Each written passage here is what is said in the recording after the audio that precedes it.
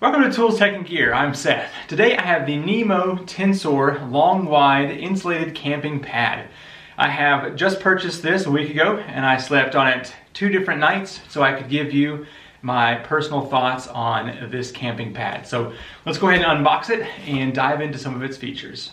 This is the long and wide version, which means it is 76 by 25 and 3 inches thick.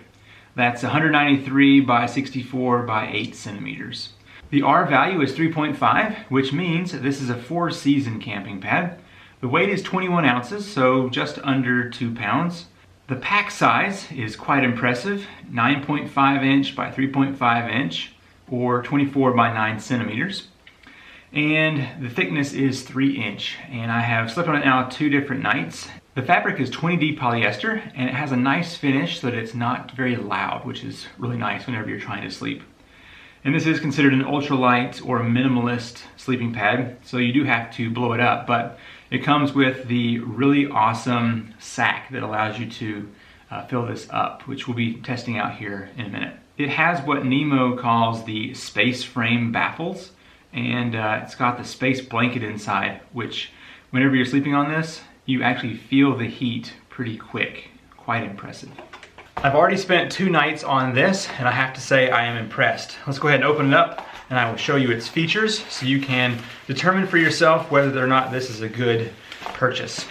The stuff sack is sufficiently big for this camping pad. It has a little tab on the bottom, so if you truly stuff this pad in here, you can grab right here and pull it out, which is quite handy. There is a flap that you can open up inside here, and it is a little tiny repair kit. So let's go ahead and open that out. And so you've got a couple of patches here that you can use. We'll go over that in detail here in just a moment. But anyway, the stuff sack is nice. For the pad itself, it does have this Velcro strap around here, so it keeps it all together when you're stuffing it into your stuff sack. Or if you were going for super minimalist, you could just take this and ditch this incredibly lightweight stuff sack. Anyway, let's go ahead and unvelcro this piece. It is separate. And here is the pad itself. It's 21 ounces, so it is almost 2 pounds, but the material at 20D is quite thin. So if you're gonna be sleeping outside, probably wanna keep something under this, like a cloth or a tarp. The valve is kind of a 3-part system. It's got a rubber piece here that goes under the hole and attaches here to this portion. And that's whenever you want to drain this out completely, you open that portion there. But whenever you're ready to fill it back up, you just press that back in there. And it is pretty tight, I have to say, when you first start using it. And right there is where it would be in the totally sealed position. And to fill this back up, you grab the top tab and the bottom tab with the other hand and just open that. This valve here is going to allow you to fill this up, but also you can press the little middle piece here and it will allow some air out if you have overfilled. And then whenever it's full, you just want to recap this so that it doesn't have too much pressure on that lower valve. This is also covered in the material of the pad, so it's not quite as hard if you were to brush up against that in the night. And it is nice how this is connected here, so you're not gonna be losing it. All right, so I've already got the, I think it's called a blow sack. Let's find out what they actually call it here. Let's see, the Vortex pump sack, my apologies. So the pump sack is unbelievably awesome. Let me show you how that works.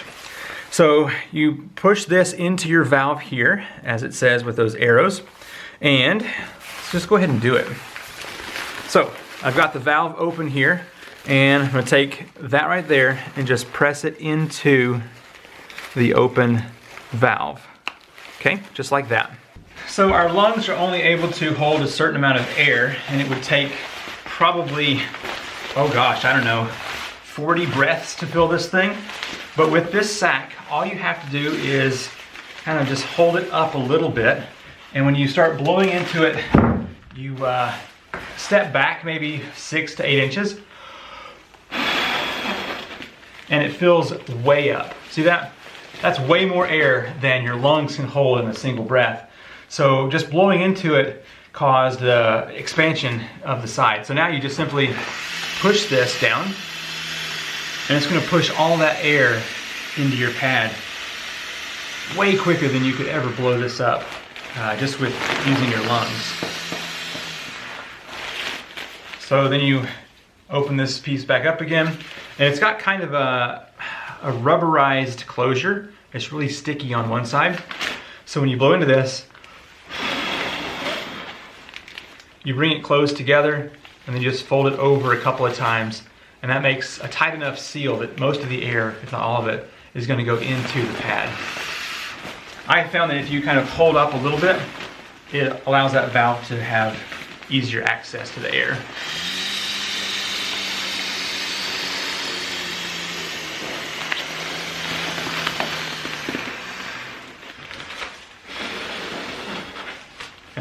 So if you have just completed a long hike and you are tired, this is a really good way to fill up your camping pad without having to get lightheaded from blowing so much air into here just by your lungs.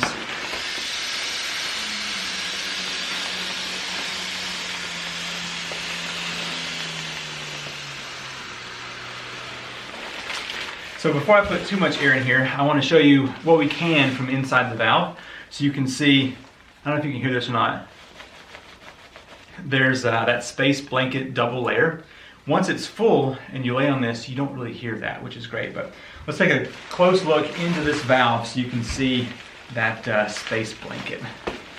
If you look inside here, you can see that space blanket material. That's on the bottom, and then up here there's a white one, and it's got a covering on it to help reduce the noise some. But that right there is going to reflect the heat back onto your body, and the lower level helps keep the cold down towards the ground.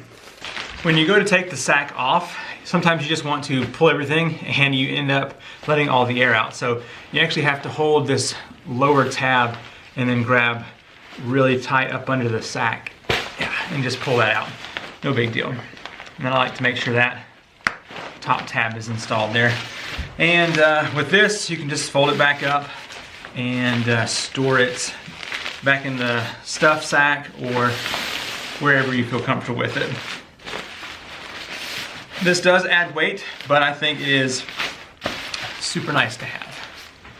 One of the reasons that I went with the long and wide version is because I am a stomach sleeper. So with this, if I touch it to the ground here, that's how much height I've got above still. So my feet don't hang off, and my arms have somewhere to go on the side because it is 25 inches. So if you are a stomach sleeper like I am, or if you prefer not to have your arms draped off the side of the pad, then the long and wide version is really nice to have. So my thoughts on this so far after just sleeping on it for 2 nights, great. I love this thing. I've used pads. I've probably used 7 or 8 different pads throughout my life, and this is now my favorite. The double layer space blanket in there, you notice that immediately. You lay on this thing and you're like, whoa, I feel warm. So that really works, and that's where your 3.5 insulation comes in for being a 4-season camping pad. I purchased mine on moosejaw, and they had 25% off. So for you can buy it there, link in the description. If they're not on there, then you can buy them on Amazon. I also have that link in the description down below. Any more features we're missing? There is a little loop up here on the top. I'm not exactly sure what you would use that for, but it's there. This whole thing is baffled, which means it's got, every time you see one of these dark colored circles, it's got a piece that attaches to the bottom. And you can kind of feel those in your face when you're sleeping, but if you use a pillow, then that goes away. The stuff sack does have that repair kit. Let's look at that real quick. Okay, I read the instructions. These are for repairs that you do at home, and these as well. So basically they give you this right here, which is an adhesive repair patch. So if you have a small tear, you would peel off one of these and stick it on there, and then you're good to go for that trip. And then it says when you get home, you use an adhesive that can bond these to the surface itself, and that will be your patch. So these right here are just included so that you can do a maintenance at home, and then this is the real work right here whenever you're out in the field. This pad is wider than my surface to work with, but I'm gonna go ahead and get this rolled back up. I'm sure people will have their own opinions for whether you should roll this or if you should stuff it. I prefer to roll it. I feel like it just makes a much smaller package that way. But you do what you do, and we'll see what works out best for us. So yeah, normally it'd be on ground that wasn't quite, and it was longer than this table. So I'm just gonna do the best I can to roll this back up and get it back into the stuff sack. Just folding it in thirds. About halfway here, I'm going to put my sack back in here, and I'm just going to roll that up in the middle with the rest of the unit.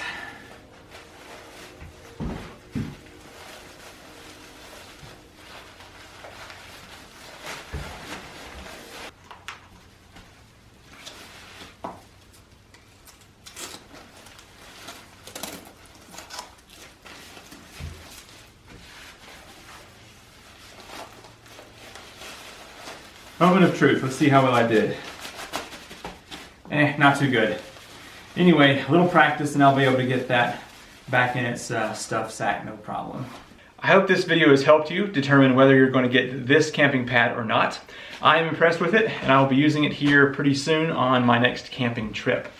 If you've enjoyed this Tools, Tech, and Gear video, hit that subscribe button and be sure to ring the notification bell. I have tons and tons of tools, technologies, things, and gear to review. So hope to see you again very soon. Leave me a comment, and I'll see you in the next video. Bye.